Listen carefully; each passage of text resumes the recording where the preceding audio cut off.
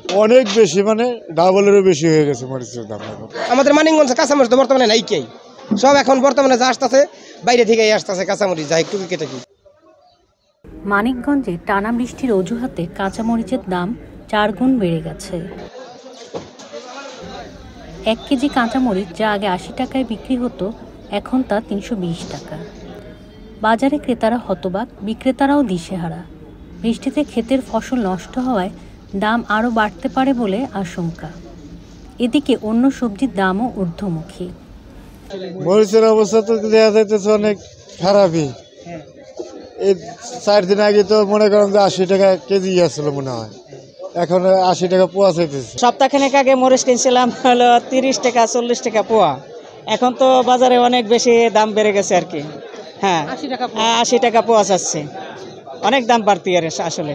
এখন তো অনেক বাড়তি দাম, এখন আমাদের মতো মানে মধ্যবিত্ত মানুষের জন্য একটু কষ্ট করি। কাঁচামরিচের দাম তো অনেক, কাঁচামরিচ তো আপনার কালকে বেচছি হলো আপনার 320 টাকা কেজি।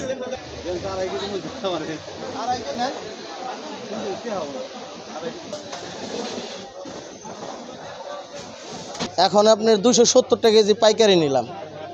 এখন মরিচ তো মার্কেটে নাই, খুবই কম, অল্প মরিচ আসছে। আগে যদি 10 বস্তা আসতো, এখন আসে 2 বস্তা। এই কারণে লেগে মরিচের দাম বেশি। আগে 30 বস্তা মরিচ বেচতাম এইখানে, আজকে মরিচ আসছে মাত্র 5 বস্তা, যে কারণে মরিচের দাম বাইরে গেছে। আর বৃষ্টির কারণে মরিচ ক্ষেত ডুবে গেছে, গাছে মরিচও নাই, কৃষক মরিচ আনতে পারতেছে না। মনে করেন যে 172 টাকা ঘরের মধ্যে মনে করেন যে 50 ঘরে মরিচ আসতো, এখন কম 10 ঘরে মরিচ আসে। 100 টাকা কেজি ছিল, আর এখন হয়েছে হলো 1500 টাকা পাল্লা, 300 টাকা কেজি হয়েছিল।